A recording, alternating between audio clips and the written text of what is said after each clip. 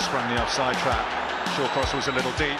What can Liverpool do here? Allen didn't get it. Ibe does! Jordon Ibe opens the scoring in the Capital World Cup semi-final, and Liverpool leaded the Britannia. Yeah, he scored at the quarter-final against Southampton in that rout on the south coast. Not a similar scoreline tonight, but it is the same results, and Liverpool take a lead into that second leg. Let's hear from him and the man of the match, Lucas, alongside Guy Hammond. Jordan, Lucas, many congratulations. Certainly not a passive performance tonight. Lucas, how pleased are you with the results and particularly the performance? I think it's clear we had to change something from the West Ham game, and especially the first minute. I think we start really well, and when we start well, you know, we always play well. And today was the case. We had some bad luck with injuries early on, but we managed to keep a clean sheet, score an away goal, and you know, now we go for the second leg, trying to get on Wembley. Jordan, you're making a habit of this, aren't you? Coming off the bench and scoring in this competition. Yeah, I'm enjoying it. It was a great cross from Lallana, but it was just pleased for us to get the result, and hopefully we can take it back to Anfield and win. Has Joe Allen told you whether it was a pass or a shot? I'm not too sure. I think he was trying to get the shot off, but it's good that we got the goal. And Lucas, you had to slip into the centre of defence. Were there more high balls to deal with in the second half when John Walters came on? Yeah, especially for him and Crouchy late on, and it's always hard, but it's a position that I'm playing a few games this season, and if the manager needs me, I need to, you know, to deliver. And I think today, as a team, I think we were really good. That's the spirit, I think, you know. And when we are aggressive and we do what we have to do, we play well. And Jordan, how important is the lead to take back to Anfield? Yeah, definitely, it's very important. It's very important for us to, you know, try to win a medal this season. So we just need to keep going, and hopefully we can do well in the Premier League as well. Well, your makeshift centre half is the Capital One man of the match. If you'd like to make the presentation, please. Thank you, my friend. Thank you.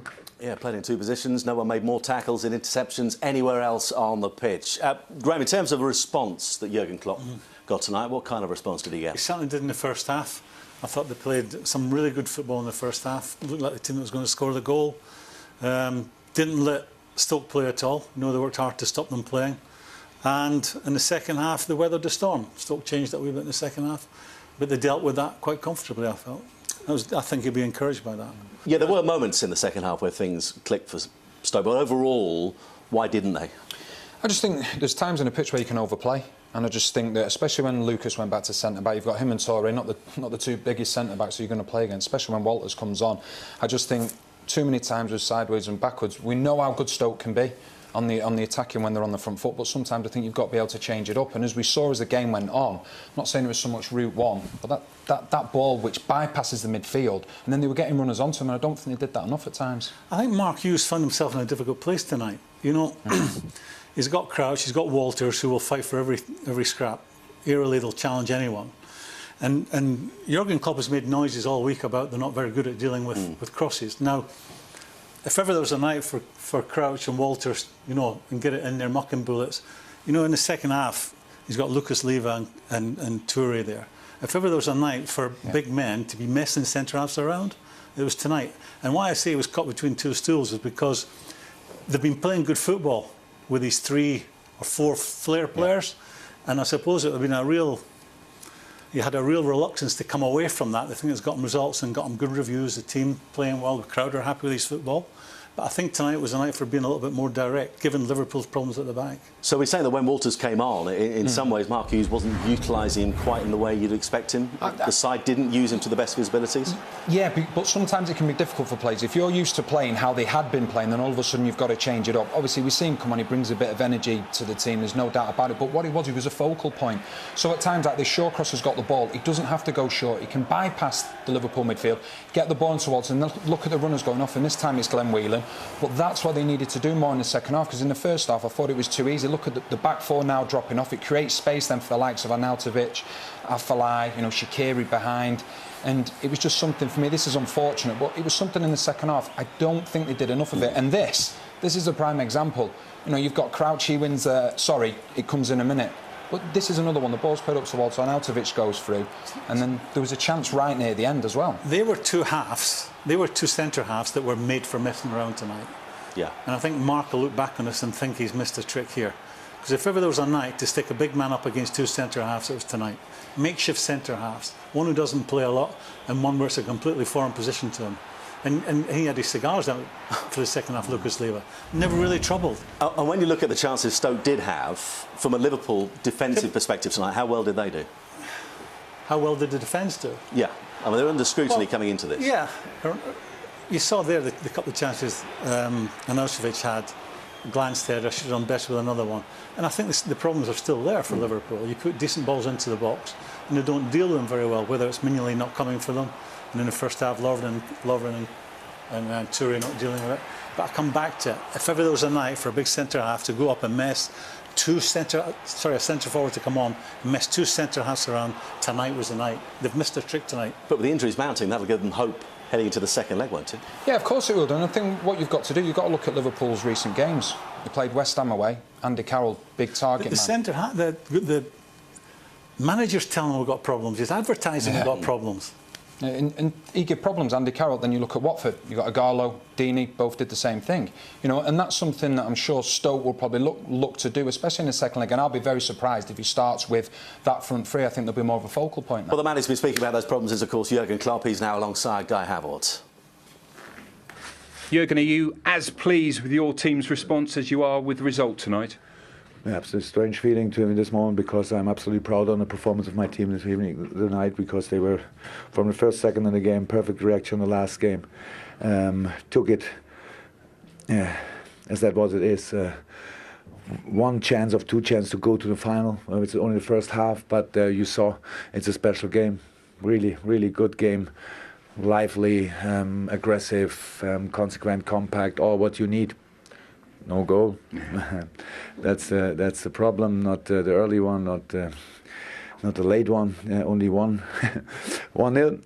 But of course, we had two bad, I think, bad injuries, and that's why I'm not only lucky tonight. They're going to be long-term injuries, are they? I don't know, but if two players go out, and you watch longer British football than myself, so you know what it means usually. You recovered well, though, didn't you? You had those two injuries in the first half, which is not normal. Lucas had to drop back into centre-half. You must have been concerned, and yet you scored when you were almost reorganising the team. No, we are not reorganised. Yeah. But Ibe, it was we had to make the decision between Ibe, Christian, and Phil. It was clear that Roberto will start, and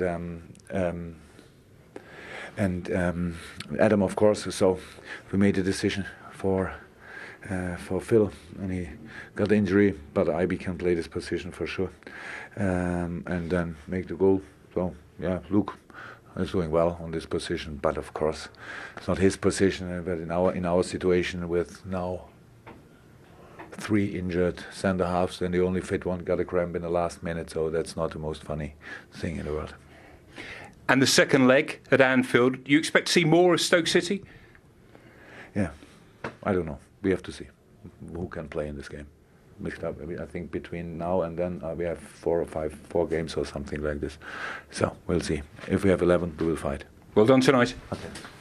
And if might be the big word, because it is a mounting injury list. 2 more tonight, 2 more to hamstrings, Coutinho and Lovren. We touched on it at half-time, Graham. Your theory on this is players trying to adjust midway through the season to a new training regime. New manager comes in after 11 games. After 11 games, the guys who've been playing are match fit. You know, some people can get there in 3 or 4 games. Some need 8 or 9. After 11 games, if you've been playing regularly, you're match fit. New manager comes in, all the chat was about high press, you know, further up the field. It's hard work to do that for 90 minutes. You can do it in bursts. You can do it, you know, for an hour. You can do it for 70 minutes. To do it for 90 minutes, it's a big demand on your legs. And I just think they've fallen foul of that. I think he's been pushing them in training. I mean, it's not a coincidence, 5 hamstrings. You don't get 5 hamstrings generally at any one time. To have them all at one time, I think they have to look at what they're doing in training. Do you go along with that? Yeah, I think so, and I think obviously what Klopp's done, he's come in and he's trying to alter things, and I don't think it's so much the single training sessions. You can guarantee that he's probably had them in double training sessions morning and afternoon, because he's trying to get his point across, because they are, they want to press in certain areas of the pitch. You have to be fit to play that way, and I think obviously, it's too much to be a coincidence, the amount of hamstrings, so it does take its toll. But from Klopp's point of view, he's trying to get his message across, but like you say, at certain points of the season it's very difficult to do. And including tonight's game, they could be playing 9 times, depending on the FA Cup goes of the weekend against Exeter over the course of this month alone. Those injuries, and on this particular tie, could have a big say, couldn't they?